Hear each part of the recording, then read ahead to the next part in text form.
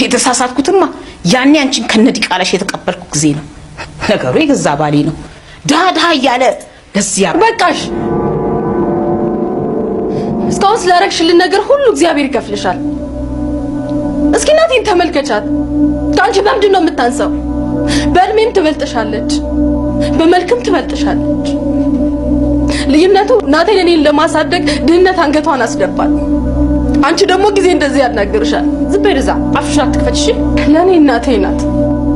ዲግሪ ከጫኑ ሁሉ የሚበልጥ እውቀት አላት። ሰብልዬ ግድ የለሽም እንዴ አትናገሪ።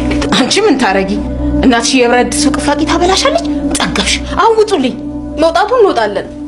ለአንቺ ይህንን ፎቅ የገነባ አምላክ ለእኛ ትልቅ ዋርካ ያጣልን።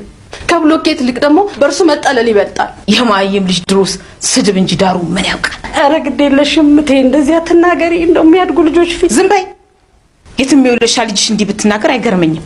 አሁን ውጡልኝ። ለመጨረሻ ጊዜ እንዲገባሽ ልንገር። አንቺ ፊደልና ገንዘብ ብቻ ነው የቆጠርሽው። ጭንቅላትሽ ውስጥ አንዲት የቅጠል ያህል እንኳን እውቀት የለም። እናቴ ልብ ውስጥ ያለው ደግሞ ልክሽ ብትማሪ አታገኙ። ውጡልኝ። እዚህ ነው ያወጣል።